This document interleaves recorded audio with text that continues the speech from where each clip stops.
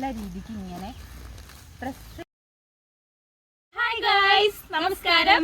അപ്പോൾ നമ്മൾ ഇന്ന് ചെയ്യാൻ പോകുന്നത് കൂൺ കൃഷിയാണ്. വളരെ എക്സൈറ്റിംഗ് ആയിട്ട് നമ്മൾ കുറെ നാളുകൊണ്ട് ചെയ്യണമെന്ന് പറഞ്ഞുകൊണ്ടിരിക്കുകയാണ് ഗായ്സ്. അപ്പോൾ നമ്മൾ ഒരു വട്ടം നമ്മൾ ചെയ്തായിരുന്നു, അപ്പോൾ അത് വന്നു.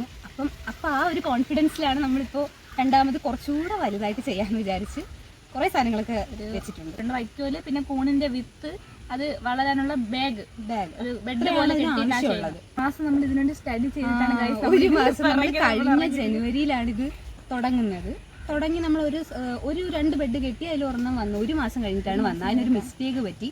അതെന്താന്നുള്ളത് വീഡിയോയിൽ പറയാം. ഇതിൽ നിന്ന് വന്ന മിസ്റ്റേക്ക് ഒന്നും ഇതിൽ വരാതെ പരമാവധി നമ്മൾ ചെയ്യാൻ നോക്കുന്നുണ്ട്. വീട്ടിൽ തന്നെ നമ്മൾ അടിപൊളി കൂണ് നമ്മൾ കഴിക്കും. നമ്മളതാണ് ഉണ്ടാക്കുന്നത്. അപ്പോൾ നമുക്ക് സ്റ്റെപ്പ് ബൈ സ്റ്റെപ്പ് ആയിട്ട് എല്ലാ പ്രോസസ്സും കാണിക്കുന്നുണ്ട്. ഫുള്ള് പുഴുങ്ങിയെടുത്ത വയ്ക്കണം ഗൈസ്. അതായത് ഇതിൽ ഇനി ഒരു അഴുക്കുമില്ല. നമ്മൾ കൈയൊക്കെ ഫുൾ സാനിറ്റൈസ് ചെയ്തിട്ടാ പിന്നെ നമ്മൾ വിത്ത് എടുക്കുമ്പോൾ കുറച്ചുകൂടെ ഒന്ന് കൈ കഴുകണം. കാരണം ഹൈജീനിക് ആയിട്ട് ചെയ്യണം, എന്നാലേ ഇത് നന്നായിട്ട് വരുള്ളൂ. അപ്പോൾ ആ ഒരു വീഡിയോ നമ്മൾ കൊടുത്തേക്കാം. നമ്മൾ വൈകുന്നേരം കുതിരാനിട്ട് വെച്ച വൈക്കോലാണ് നമ്മൾ രാവിലെ ആയപ്പോൾ എടുത്ത് ഒരു 15 മണിക്കൂറെങ്കിലും വെള്ളത്തിൽ കുതിരാനിട്ട് വെക്കണം. അതിനുശേഷം നമ്മളിതേ പുഴുങ്ങി എടുത്തുകൊണ്ടിരിക്കുകയാണ്. അണുക്കളൊക്കെ പോകാൻ വേണ്ടിയിട്ടാണ് ഇങ്ങനെ ചെയ്യുന്നത്. അതിനുശേഷം നമ്മളൊരു ഷെയ്ഡുള്ള സ്ഥലത്തിട്ട് ഇത് നല്ല പോലെ ഒന്ന് ഉണക്കണം. ഒരുപാട് ഉണക്കരുത്, നമുക്ക് കുറച്ച് വെള്ളം ഈർപ്പയിലുണ്ടാകണം. കുറച്ച് വൃത്തിക്ക് നമ്മൾ വെള്ളം എല്ലാം എടുത്തുകൊണ്ട് വന്നിട്ടുണ്ട്. വിത്ത് എടുക്കുമ്പോൾ നല്ല വൃത്തിക്ക് ചെയ്യണം. അതിനാണ് നമ്മളിപ്പോൾ കൈ കഴുകുന്നത്. അപ്പോൾ അതേ ഇതാണ് വിത്ത്.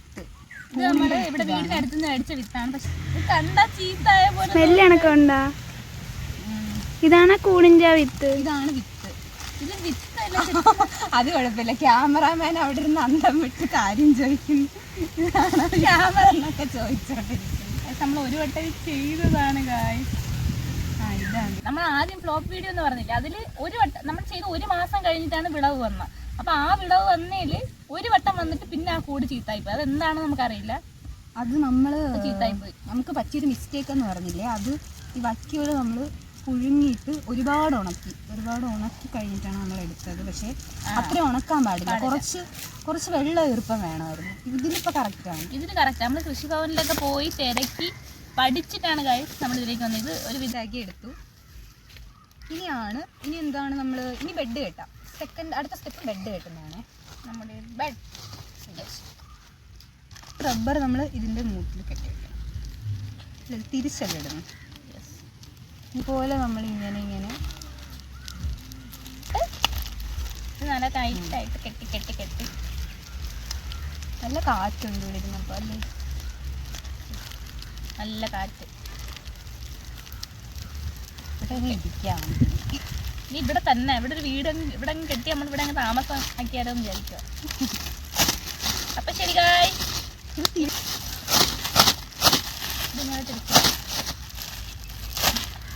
ഇങ്ങനെ കിട്ടും. ഇതാണ് ബാഗ്. ഇനി ഇതിനകത്താണ് ഫസ്റ്റ് നമ്മൾ വിത്തിടും. പിന്നെ ഈ ഒരു ബെഡ് വയ്ക്കോട് വയ്ക്കും. ഇങ്ങനെ പിഴിയുമ്പോ വെള്ളം വരരുത്.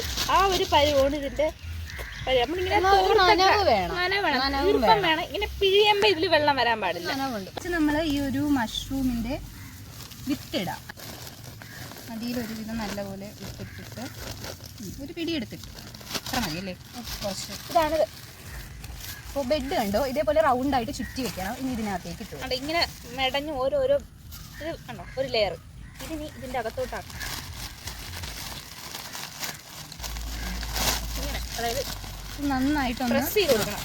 കണ്ടോ, നന്നായിട്ട് പ്രസ് ചെയ്ത് വെക്കുക. കുറച്ചുകൂടെ വേണ്ടേ? ഇല്ല, ഇനി അതിനകത്ത് വിത്തിട്ട് കൊടുക്കണം. അല്ല, കുറച്ചുകൂടെ ഒരു കട്ടിക്ക് ഒരു വട്ടം ഇടുള്ളൂ. ഇങ്ങനെ നല്ല സെറ്റാക്കി ഇങ്ങനെ പ്രസ് ചെയ്ത് കൊടുക്കും. ഇനി ഇതിൽ അടുത്തത് ലെയർ ആയിട്ടാണ് സൈഡിലായിട്ട് ഇതുപോലെ ഇട്ട് കൊടുക്കും. അതിൻ്റെ ഓരോ വക്കിന് ആ പ്ലാസ്റ്റിക്കിൻ്റെ സൈഡിൽ കാണാൻ പറ്റുന്നുണ്ടോ? ഇത് സൂം ചെയ്ത് കാണിച്ചു കൊടുത്താൽ ഇതുപോലെ സൂം മാറ്റിക്ക് കുഴപ്പമില്ല. ഇതിൻ്റെ അറ്റത്താണ് ഇതുപോലെ ഇട്ട് കൊടുക്കുന്നത്. അടുത്ത വെച്ചോ.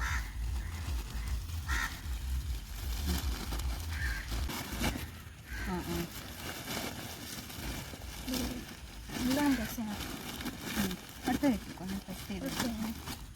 പ്രസ് ചെയ്ത് വെക്കണം.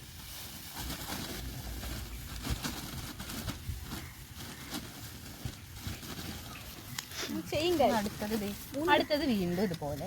ഇതും കൂടെ ഉള്ളു. ഇത് ലാസ്റ്റാ. മൂന്ന് ഇതേപോലെ സാധനം മതി. അപ്പോൾ അതേപോലെ മെടഞ്ഞ ഓരോന്നും ഓരോ ബെഡിലും 3 എണ്ണം വീതം. ഇങ്ങനെ നമ്മൾ നന്നായിട്ട് പ്രസ് ചെയ്ത് കൊടുക്കണം.